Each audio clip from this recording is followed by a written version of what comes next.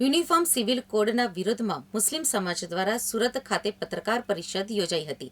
Uniform civil code અને વકફ સુધારા અધિનિયમ બંને કાયદાઓને લઈને ચર્ચાઓ કરવામાં આવી હતી. હું પ્રોફેસર ડૉક્ટર આકિલ અલી સૈયદ મુસ્લિમ હિતરક્ષક સમિતિનો સભ્ય છું.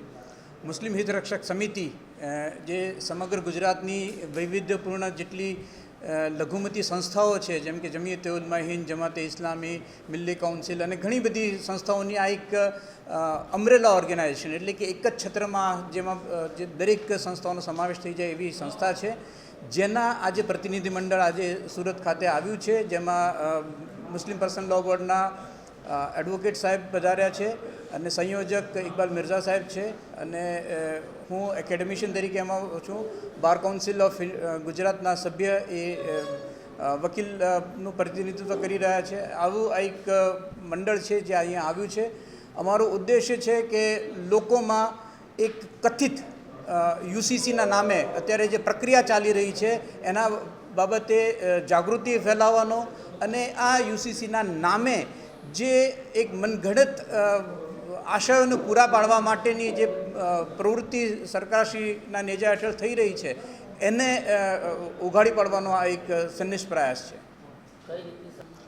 એનો મુખ્ય જે ઉદ્દેશ છે એ સૌપ્રથમ આપના દ્વારા જાહેર જનતાને જણાવવાની વાત છે, અને એ જ રીતે લોકોમાં આની કોઈ અવેરનેસ નથી, તો જેથી અમે લોકો વચ્ચે જવા માંગીએ છીએ. અને લોકોને આ બાબતમાં અત્યારે 15/4 જે સજેશનની લાસ્ટ ડેટ છે, 15/4 પહેલાં અમારે લોકોને અવેર કરવા છે, જેથી કરીને અમે આવી પબ્લિક મિટિંગો શરૂ કરી છે. અને આજે પણ અમે એ ઉદ્દેશ સાથે જ અહીંયા આવ્યા છીએ અને અહીંના લોકોને અમે જાગૃત કરવાના છે. આના કાયદાના કારણે કઈ રીતે બંધારણમાં જોગવાઈ છે, બંધારણીય રીતે શું ખરેખર થવું જોઈએ? બંધારણની રીતે બંધારણની વાત કરીએ તો સૌપ્રથમ આ માઇનોરિટી માટે બનાવવામાં આવેલું યુનિફોર્મ સિવિલ કોડ છે.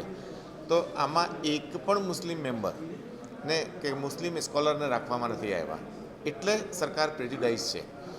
જે વ્યક્તિ ઉત્તરાખંડમાં બિલ પાસ કરાયો છે, આ કાયદો ઘડ્યો છે, એને જ અહીંયા જવાબદારી સોંપવામાં આવી છે. એટલે બીજી અમારું જે પ્રેજ્યુડાઇઝ છે એ આ છે કે આ મેડમ યુનિફોર્મ સિવિલ કોડ લાગુ કરશે જ. ત્રીજી વાત છે કે જો તમે યુનિફોર્મ સિવિલ કોડ બનાવવા માંગો છો, યુનિફોર્મ સિવિલ કોડ લાવવા માંગો છો, તો કેમ તમે આદિવાસીઓને બહાર કર્યા છે? અને જો આદિવાસીને બહાર કરો છો તો યુનિફોર્મ ક્યાં થયું? ભારતના દરેક નાગરિકે એક કાયદામાં તમે લેવા માંગતા હોય તો કેમ તમે આદિવાસીઓને બાકાત રાખ્યા છે? કેમ સરદારોને બાકાત રાખ્યા છે? તો આ યુનિફોર્મ સિવિલ કોડ જ નથી.